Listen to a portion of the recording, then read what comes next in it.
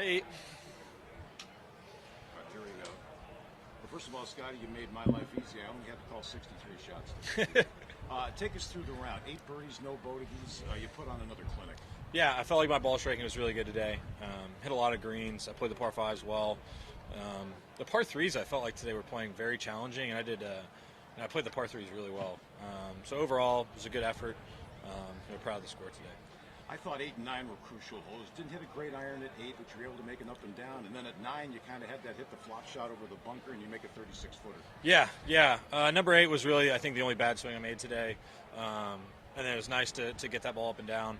And then on number 9, that's 2 days in a row where I've hit decent drives and kind of ended up in a weird spot. You know, yesterday I had the plug lie, and today, instead of it staying on the upslope or going into the bunker, it kind of stays on that downslope. And it seemed like there was more grass underneath it, but wasn't able to get underneath it, hit the flop. But yeah, it was nice to see that putt going for sure. All right. Well, the way the course is playing, I guess you might need another 8 under tomorrow. Talk about tomorrow and what you're going to need to do to close out another one. Yeah, I think tomorrow's going to be challenging. We're going to get a different wind tomorrow, so the golf course will play pretty different.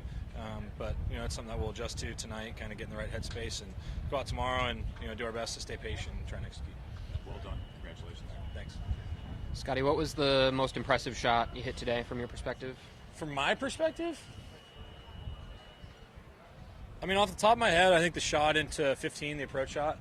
It's kind of over there on the left side, and I think most people probably would have laid up from that position, but I was able to hit a nice high draw up over those trees. And really, if we got the right wind direction, that ball would have gotten onto the green. But, it kind of came back into us there, but was able to hit a nice pitch and still make birdie. As you've kind of gone on this winning streak, final rounds sometimes have been your lowest scores of the week, regardless of where you're at. And you kind of approach those.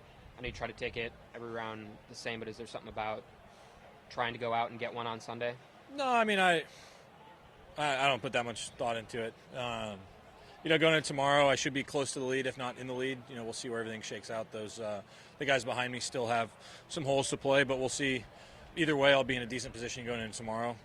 So just looking to go out, get off to a good start. I mean, this golf course is you can shoot some low scores if you're hitting it well and placing the ball in the right area, and so that's what I'm going to try and do tomorrow. You got a nice big ovation on 18. Just as you've gone through this run, have you felt a change in how fans cheer for you or the support you feel week in and week out? Yeah, I think for sure. I think, today I felt like it was really interesting. On number 1, the grandstand behind was packed when I was on the tee box, and then by the time we got to the green, I turned around and it was almost empty. And so it felt to me like the crowd was coming with me today, and there was definitely a lot of cheers out there, and it's nice to have their support. And I've always enjoyed playing in front of a crowd. It may not look like I'm paying much attention to them out there, but I can feel their energy, and it's great to have the support. Just with everything that goes with a major week and all the taxing things that go in to being in contention, have you surprised yourself at all about how you're feeling or how you're playing this week? I mean, not really. I did my best to get as much rest as I could at the beginning of the week, and fortunately, with the way the pairings were this week, I didn't have that really early morning. I had a 10:30 start on Thursday and a 1:30 start yesterday, and then I was out after 1 today, and so plenty of time in the mornings to get some rest and get the mind right to come out here and compete. I think it would have been a little bit differently if I was playing early mornings every day, but being able to play a little bit later in the day has definitely been helpful for rest. Scottie, on this run, is the competition within yourself or against the players you're competing against? Well, I think a lot of the time it's a mix of both. I think when I'm playing my best, sometimes it feels like I'm competing against myself a little bit out there, trying to keep pushing and stay as focused as I can. I felt like the back nine Sunday last week was an example of that, where I was just trying to keep pushing forward because the golf course is so challenging, anything can happen. I wanted to build myself up a cushion, and then by the time we got to 18, I wanted to finish off the tournament the right way. But at the end of the day, we're out here competing against the best players in the world, and I love competing against these guys, and I'm looking forward to the challenge of coming out and competing tomorrow. Internally, do you feel less pressure right now compared to a few months ago when you're out there playing?